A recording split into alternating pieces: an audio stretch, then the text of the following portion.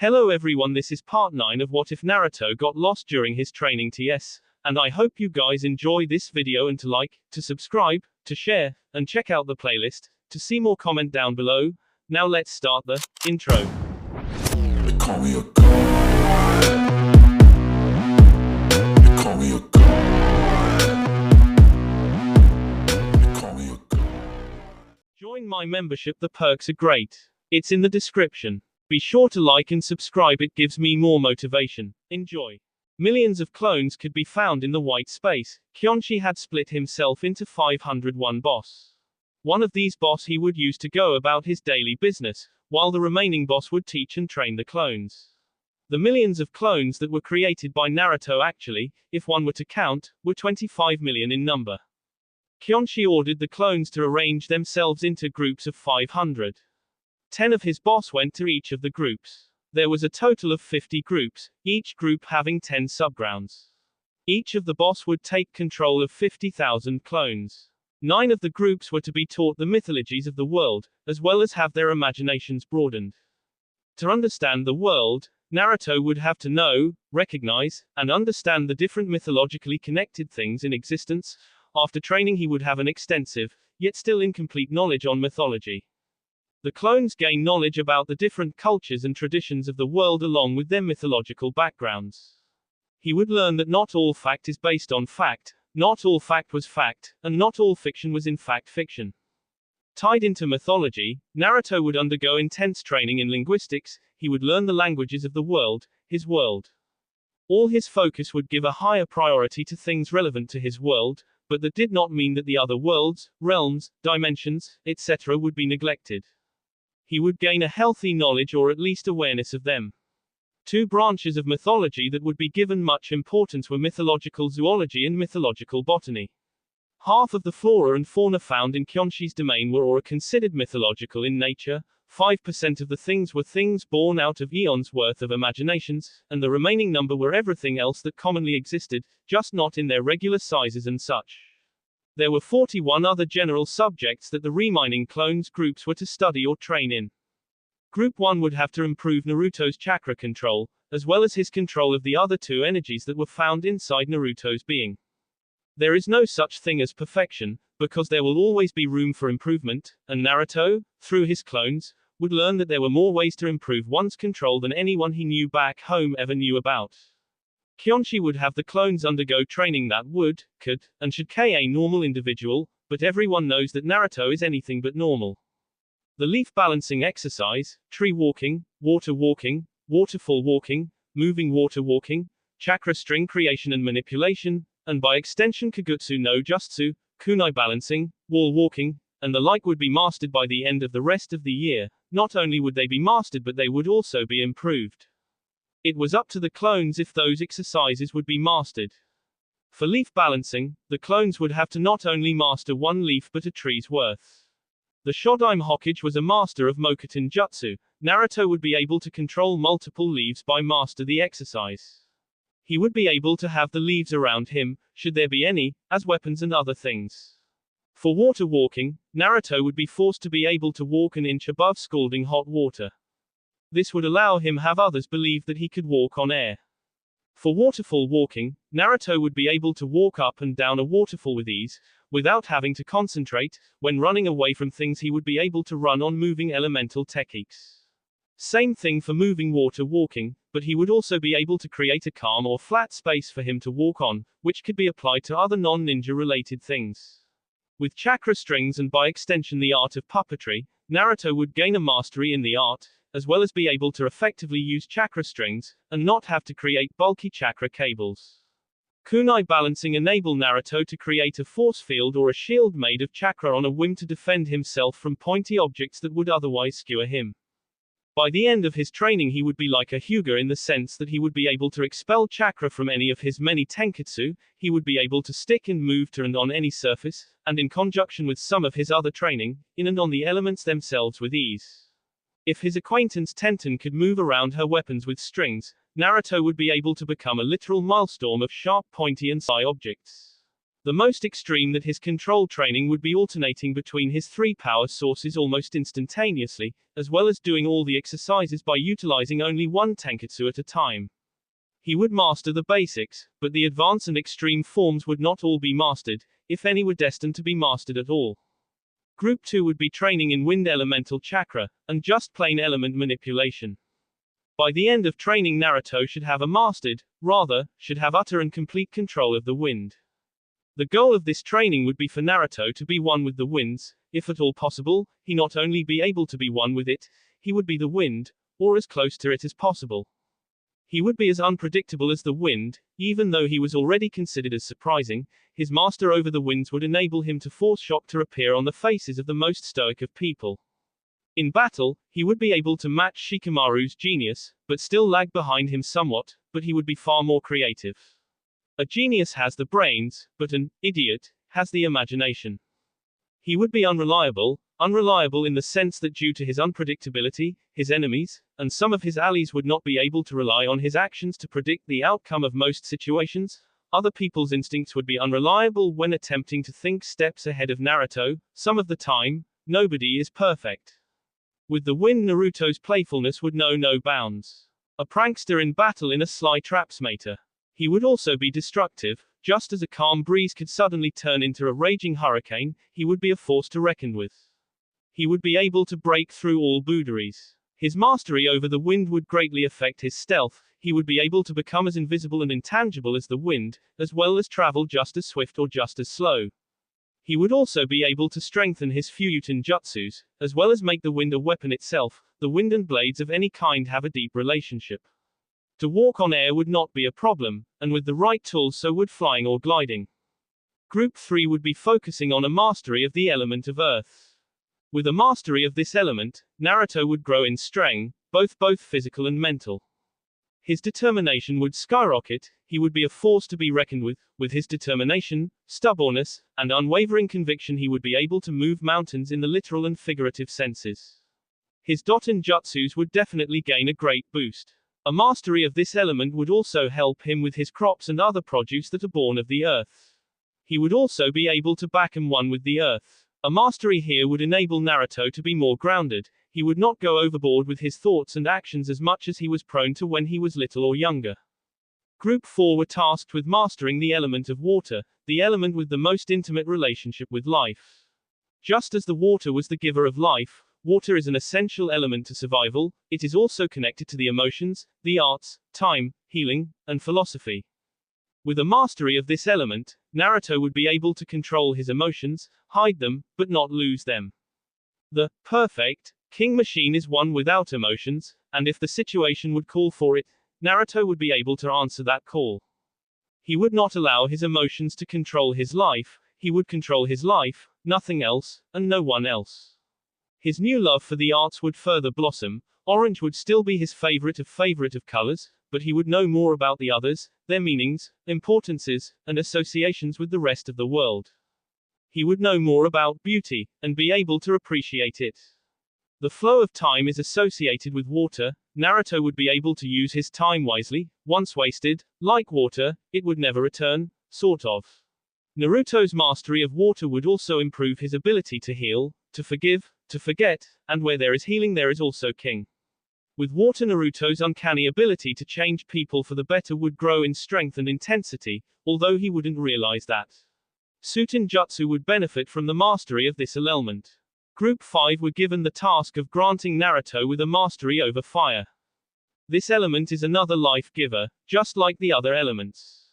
It gives warmth, helps give courage, compassion, allows for devotion to blossom. There is also the will of fire to consider. Naruto's nindo of never giving up, his dream to be able to protect that or those that are precious to him, will all be more achievable with his newly rekindled will. He will be a blazing inferno, the beacon of light for many in times of hardship. He would be the scorching flame that incinerates the oppressors, and will the light that shall never be snuffed out. With fire on his side, at his beck and call, Naruto will be able to use his emotions as tools to power his attacks, strengthen his defense, and with his will, he will be known far and wide. He will definitely stand out, with fire helping him, he will gain the acknowledgement of the world. Kaiten would be no longer just another Uchiha thing. Group 6 were tasked with the mastery of lightning, or He energies. With this element, his Raten would rival the mastery of Kumo. This element would help him with his other projects and subjects, and stuff concerning the energies that are in the world, that grant motion to the oceans, that allow for mountains to crumble, and the waters to rise and fall. The element would quicken his reflexes, his overall agility would heighten. His future doodads and contraptions would have more power, use, and substance. Group 7 were assigned to studying and training in, and finally gaining a mastery over the light. He would literally be able to be the light at the end of the tunnel, the light in the midst of the darkness, or a beacon of light. He would be able to distract himself from the troubles and problems in and of the world for a time. He would be able to achieve momentary peace. In the light his humanity would shine, and a bunch of other helpful things would be attainable. Group 8 was left with the manipulation and eventual control of the shadows. Ninja were once creatures of the night, beings of the shadows, they were invisible creatures. A ninja once meant death. There were battles that were fought on the open plains by vast armies, but it used to only take one ninja to utterly devastate an entire land. To CSPLE an army the head must be removed. To win a war, the general's head must lie on the ground separate from the body. Naruto would gain the ability to become one with the shadows, he would then be able to be the shadows. He would have the best of both worlds. He would thrive in the new world, seen by all in the light, just as he would be one of the things that go bump in the night.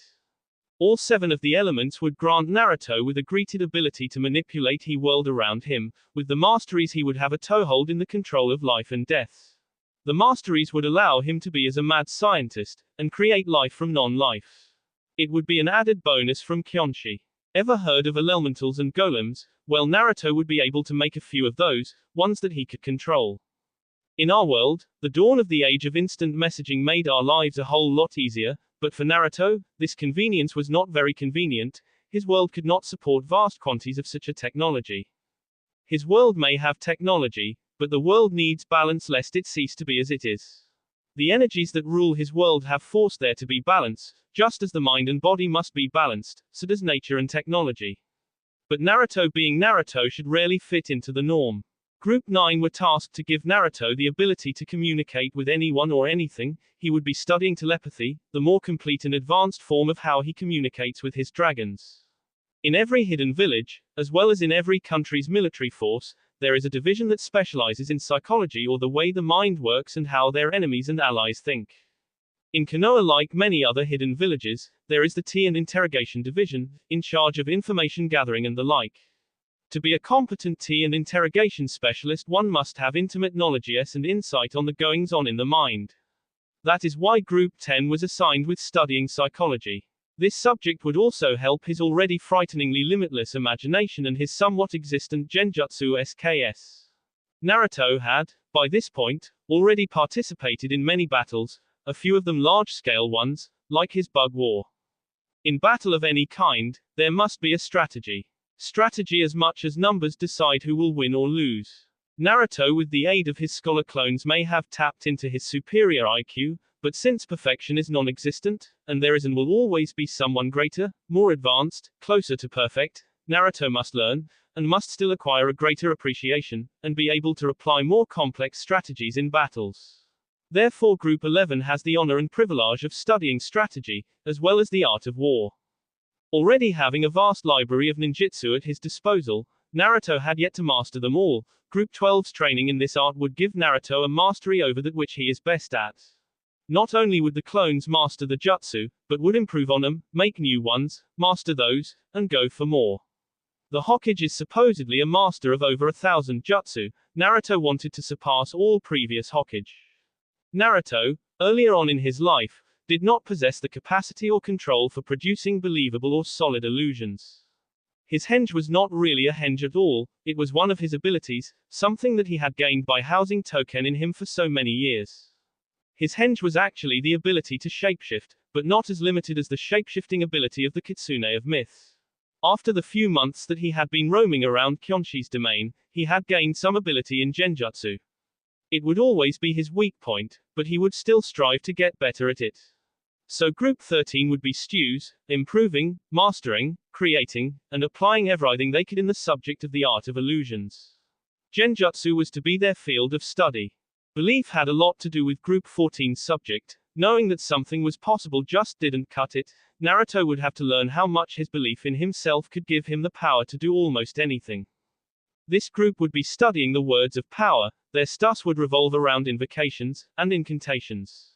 It would be like they were studying magic, which they essentially would be, but they would also be taking a course on the things that the monks, priests, shamans, and the like of the world.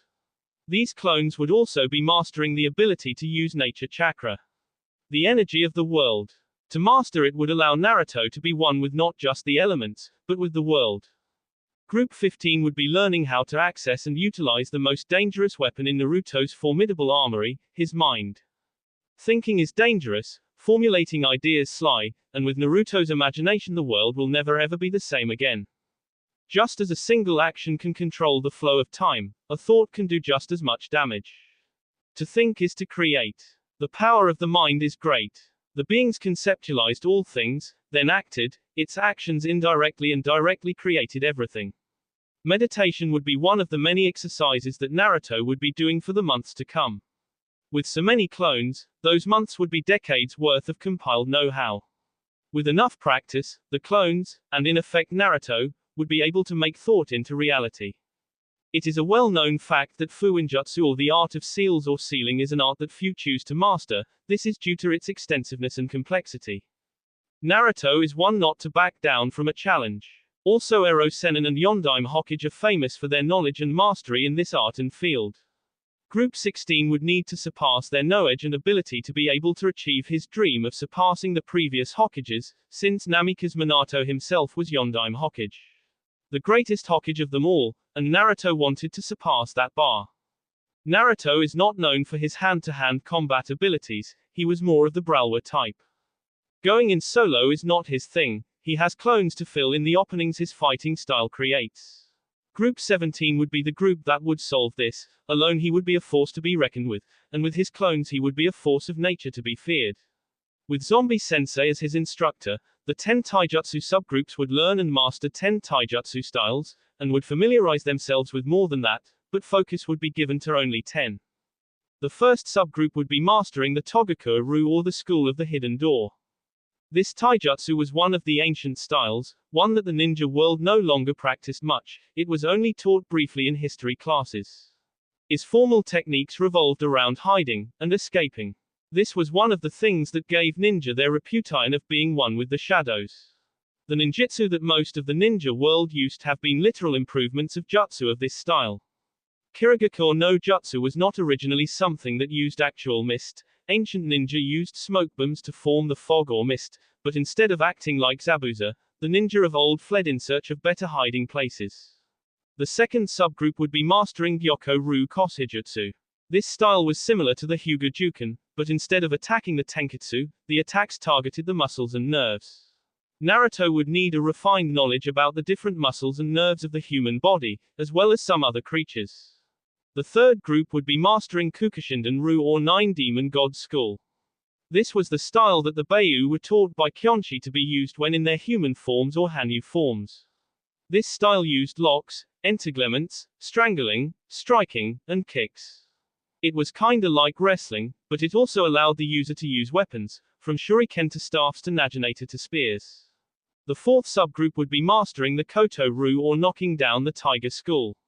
This style stressed close-range fighting, with powerful strikes that were supposed to be able to break bones, and also strike pressure points. The kenjutsu that is incorporated in this style makes the user seem like an amateur. The fifth subgroup would be mastering the Shinden Fudo-Ryu, which used a mixture of grappling methods and striking methods to take down opponents. Somehow this style also taught the user to use large axes, hammers, and swords. The sixth subgroup would be mastering the Takagi Yoshin-Ryu. This style is commonly used by bodyguard to allow them to quickly incapacitate their opponents and did not allow for escape or evasion. This was a close-quarters combat style, that taught ways to defend and attack with and without weapons. The seventh subgroup would be mastering the Giken-Ryu, which basically focuses on breaking bones. It is very similar to Lian Gai's Guken. With this style Naruto would be able to shatter bones. The eighth subgroup would be mastering the Gyokushin-Ryu, or the Jeweled Heart School. This style focused on the use of stealth. The attacks targeted the muscles, pressure points, and nerves for quick and easy KS. Point dislocation was also one of the things this style taught. This was one of the ancient styles that earned the ninja the title of assassin. The ninth subgroup would be mastering the Kumogaku-Ryu. This style was very similar to the Togaku-Ryu, except that it had techniques that used two special weapons, the Ippon Shugi Nobari, a kind of pickaxe, and the Kamaiyari, or a hooked spear, and by relation the Kama. The 10th subgroup would be the group that would be mastering the style or school which took aspects of each of the other 9, combined them, and made them its own, the Budo Taijutsu-Ryu. It was a relatively new style, that only came into existence some years after the births of the other 9 from which it stole styles from. The other styles that the group would be learning were the tiger, snake, monkey, mantis, crane, and some other styles like Aikido, Taekwondo, and Capoeira. The 18th group would be focusing their studies on medicine, everything to do with medicine. Naruto would gain knowledge that would surpass Tsunade, but would not be able to apply all that he would learn. There were just some things that women could, and will always do better. He would be an all-around doctor. The 19th group would be studying health in general, with topics ranging from the human anatomy, to the animal reproductive systems. He would study about nutrients, poisons, toxins, cures, antidotes, and the like. The 20th group would make Naruto one of the masters of the culinary world. His name would be spoken by chefs with reverence, and a hint of jealousy. He would master the art of kneading dough, clicking and dicing, baking, frying, the like and more. With his knowledge of the culinary arts, his king prowess would be viewed as an art form, that is if he applied his cooking skills to his fighting. The 21st group would be focused on improving Naruto's etiquette, social skills, manners, and the like. By the end of training, Naruto would be able to act like an emperor or a daimyo very convincingly. Who needs henge when you can act like someone else entirely? A subgroup or two of this group would focus on studying sociology, while another one or two would focus on studying hensojutsu, which is the art of blending in. His acting skills would be better than a kitsune's ability to shapeshift. The knowledge of the world that Naruto possessed was limited, but with the help of Zombie Sensei, he would be able to fit into any society on his world. By knowing the history of any place, he would be able to act as if he had been born in that place. He would also be able to further understand the people around him. Naruto needed to know about the here and now, but to better understand that he would have to know more about the what once was. Thus giving the 22nd group the assignment of studying and memorizing the history of his world, primarily anything that had to do with the elemental continent. Hand in hand with history, Group 23 would be learning about the many and different traditions of the elemental continent, ninja, samurai, commoner, etc. What they are, how they came about, why are they continued, what are their purposes, and other such things would forever be imprinted in the mind of Naruto. The 24th group would have to learn about the underworld, the underground, and how things there work. In order to be a good leader, he would have to know how to lead all of his people. This included the criminal organizations. Zombie Sensei would teach the group everything he could think of that would be essential to Naruto should he have to or choose to immerse himself in the world of criminals, in the world of those that society looks down upon. In the world where once, the ninja were a part of. The 25th group would be focusing all of their time studying the subtle and complex world of business. They would give Naruto the knowledge and the power to move the world with the power of gold. The 26th group would be learning about a related subject to business. They would give Naruto a greater understanding of economics. To rules is to understand basically the flow of supply and demand. Due to Naruto's interest in the animal and plant kingdom, groups 27, 28, and 29 would be studying biology, zoology, and botany, to further understand the natural world around them, and since Naruto had so many pets and plants, he needed to know more about them. Naruto had some knowledge of the legendary science of alchemy, he knew about the legends, and some of the things that alchemy could do. Zombie Sensei would be teaching Group 30 the alchemy. This would just help out Naruto should he ever need something he forgot to bring along with him. The 31st group would be in charge of giving Naruto a greater understanding of physics. When throwing weapons and jutsu that actually fly through the air, it would be nice to know about things that had to do with this science. Naruto would need this knowledge to make better use of his siege engines. Seals are not the only things that go boom. Chemistry is one of the other things Naruto's clones would be stews. The mixture of elements would greatly help him, in many situations. The knowledge would help with his healing, physics, jutsus and other things.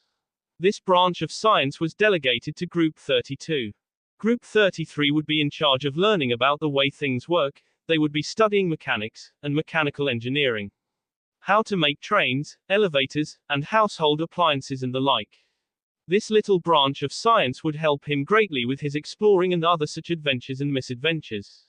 With the knowledge that not a lot of technology could be used or made to work, or even worked, or even lasted on his world, Naruto would have to learn about the limitations of technology on his world.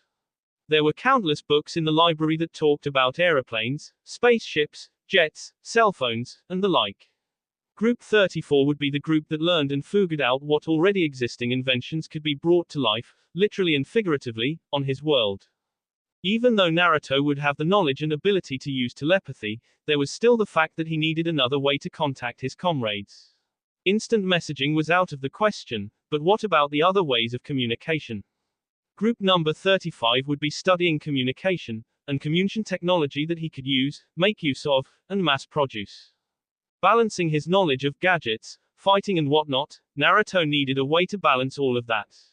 That was why Group 36 was assigned to the subject of art. This group of clones would be studying all art. Literature, sculpting, explosions, paintings, art that lasted for ages, art that lasted for the moment, bashly art in all its forms. Fighting, king, and war being three of these. To be a good and effective leader, Naruto would have to learn about politics. He would have to realize, learn, know, and understand the balance of power. The structure or hierarchy or rankings. He would need to know about the importance, the purpose, and the like of anything that had to do with politics. He would need to have a refined knowledge and ability to play the political game. Group 37 was charged with mastering this aspect of leadership. Naruto had still had a long way to go before he could match the stealth of many of the warriors of the modern and ancient world. He may have been able to get in and out of Anbu headquarters without being found out, but getting in and out of a fortress, like Kyonshi's fortress, was something else altogether. That is why Group 38 was given the task of gaining the stealth needed to get in and out of Kyonshi's fortress without being caught. Not that Kyonshi wouldn't know about it, but Naruto needed to be able to get in and out without getting caught by anyone else, by any of the residents and guests of Kyonshi that weren't like him. Group 39 were given the chance to explore all the possibilities of stealth technology, like cloaking devices and the like. While Group 40 was given the chance to study gravitational technology, while such technology could not be mass-produced by all, Naruto would be exempted from the rule. He would be allowed to use a limited number of these toys. Finally, Group 31 would be taught and allowed a bit of control over time itself, but most of the power would be time-relevant to Naruto himself.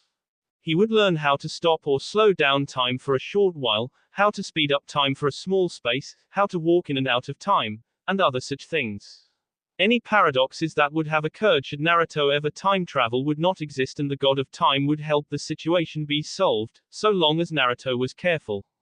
That is why having more luck than the goddess of luck herself was a really good thing. This is how Naruto's clone army of millions would spend the remaining 8 months of the year. The funny thing about Naruto's stay in Kyonshi's domain was that the moment he entered Kyonshi's domain, his past self had just begun the 3-year training TS. That will be all for this video. Be sure to like, subscribe, share, and comment down below for more videos. Goodbye.